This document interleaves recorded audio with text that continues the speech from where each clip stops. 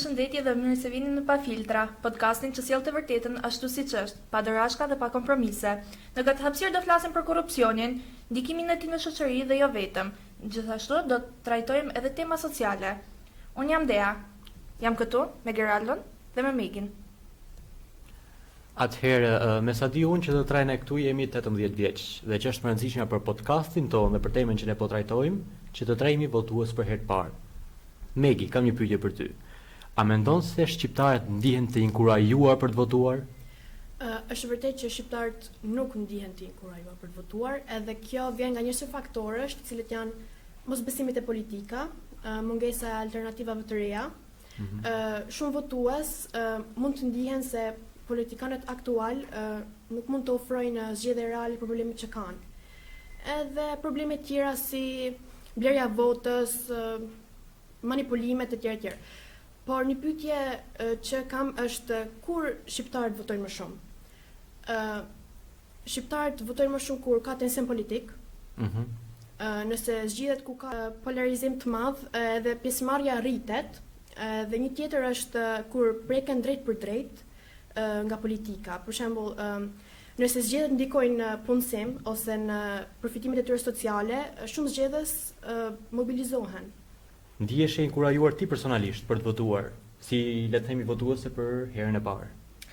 Të them të drejtën, duke parë politikat që ndiqen vit pas viti, nuk është se kam atë dëshirën e madhe për të votuar, sepse në fund të ditës e di që fatkeqësisht nga mentaliteti që ne kemi, vota jo nuk bën diferencë. Fatkeqësisht. Domethënë sipas teje, vota jote nuk do të bëjë një diferencë. Jo, për mendimin tim nuk është se bën ndonjë diferencë madhe. Okej. Atëherë, duke qenë se ti qenë edhe vetë pa inkurajuar, por në këtë rast jam i detyruar të pyes si mendon që mund të inkurajosh ti vetë dhe si mendon që mund të inkurajojmë të rinjt për të votuar dhe për të luftuar korrupsionin, që është më e rëndësishmja. Shiko, gjithçka nis nga familja. Jemi rritur duke parë prindrit tanë që kur afrohen votimet, është ajo biseda në familje që cila parti do na afrohet e para, cila do ofrojë shumën më të madhe për votën tonë, dhe duhet nisë nga familja, ku familja të mësoj vetë fëmijët që shiko se kjo votë është zëri yt, voto atë që ti ndihesh më mirë të votosh, dhe pastaj është shkolla. Në për shkolla mësuesi duhet të ndërgjegjësojnë fëmijët që jeni të lirë të flisni. Ketë më shumë trajnime, le të themi, dhe orë të lira. Po. Pasi është diçka që mungon jashtëzakonisht shumë në për shkolla. Po, është e vërtetë. Edhe shoqëria ka një ndikim mjaft të madh, mendimin tim. Ajo që do thoja unë është se shumë njerëz, po e them si metaforë, le të themi, i trajtojnë zgjedhjet ose le të themi mbajnë anën e një partie sikur po mbajnë anën e një skuadre futbolli. Pra nuk shohin pikat, le të themi, ku mbështeten edhe interesat e tyre, po dhe interesat e komunitetit, po thjesht janë me idenë që kjo parti më pëlqen mua, kjo parti të bëjë çfarë doje, unë do e pëlqej deri në fund, do e votoj deri në fund. Pra mendoj që kjo është një ndër gjërat kryesore që ka të bëjë shumë atë që theti me pjesën e shkollave, sidomos për të rinjt. Gjithashtu për mendimin tim është mentaliteti i gabuar, që ti të qëndrosh deri në fund me një parti, pavarësisht se shet që nuk po të ndihmon në asnjë lloj mënyre, por ne jemi e ardhmja dhe është në dorën tonë që ne të ndryshojmë, të bëjmë një ndryshim. Okej, tani unë kam një pyetje për Gerin. Sa ndikon rrjethi shoqëror dhe familja në rrezikimin e një vote të korruptuar? Atëherë paka shumë e hasi dhe Deja, po gjithsesi po e zgjeroj pak si përgjigje, le të themi.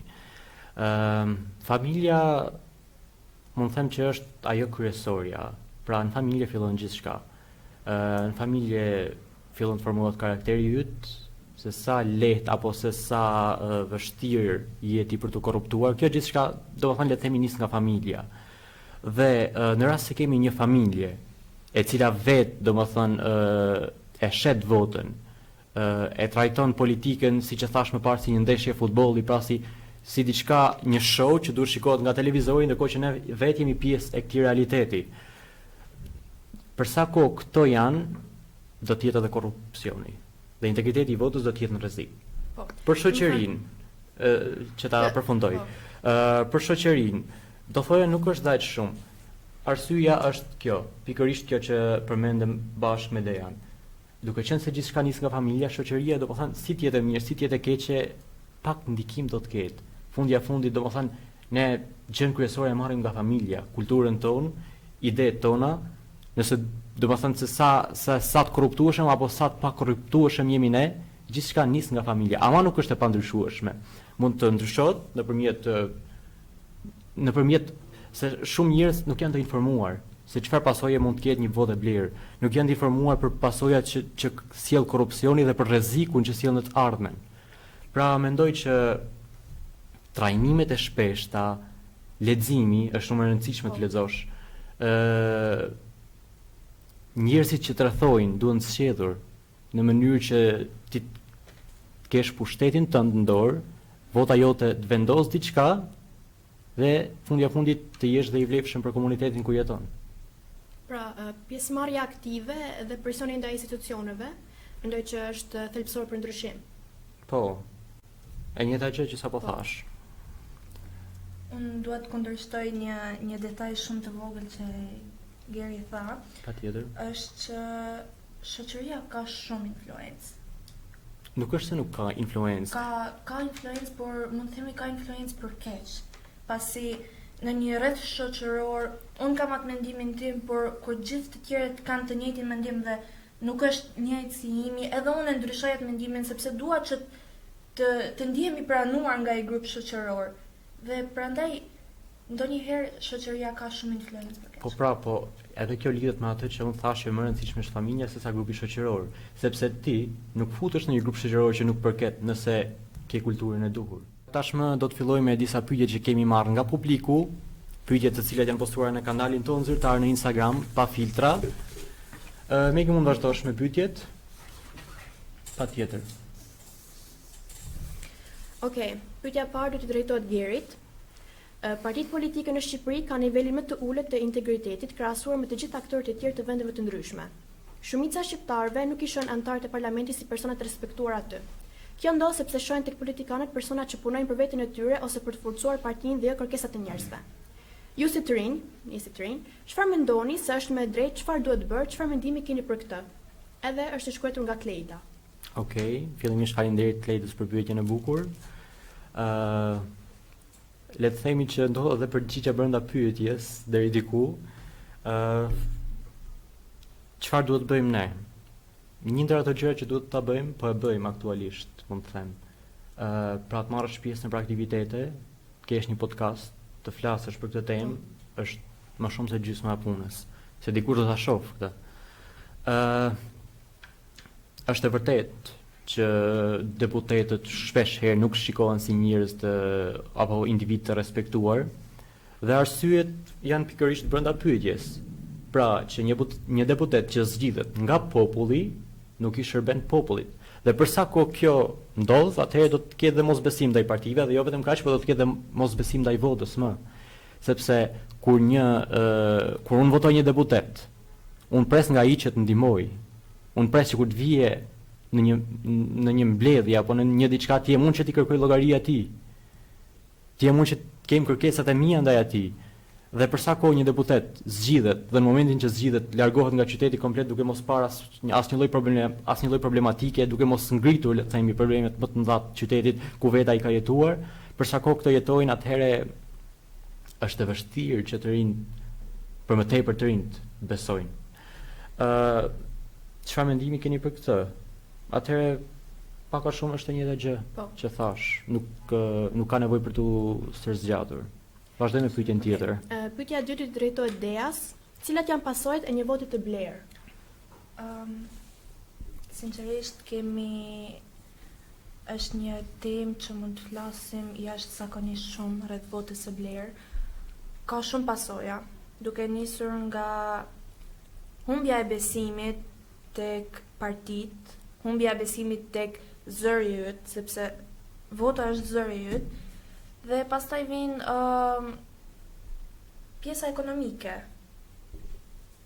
Duke zgjedhur partitë e gabuara, ekonomia e një vendi bie, të rinjt largohen dhe popullsia plaket, pra ka shumë jashtëzakonisht shumë anë negative. Kuptoj. Dhe përveç kësaj doja të shtoj diçka nëse është e mundur për vitin e Deas. Pasojat e një vote të blerë përveç kësaj, domethënë nuk e nganjëherë as nuk e perceptoj dot se si një njeri mund t'i bëj keq vetes në këtë lloj mënyre, se një votë e blerë është diçka, është një thikë që sillet, por ama do të ngulet tek ty fundi e fundit. Domethënë është një pasojë që do të merret nga vetë individi që e bën këtë gjë. Atëherë një nga pyetjet që është për ty, atëherë po lexoj unë. Cila është arsyeja që mendoni se shqiptarët korruptohen për dhënien e votës? Një pyetje nga Edisoni për Megin. Okej. Mendoj se një arsye shumë e rëndësishme është varfëria dhe nevoja ekonomike. Po, patjetër. Mendoj se shumë njerëz, sidomos në zonat rurale, ndihen ose janë në kushte të vështira financiare, edhe e shohin shitjen e votës si një mundësi. Këtë mendoj. Po për ty Dea, çfarë mendimi do kishe?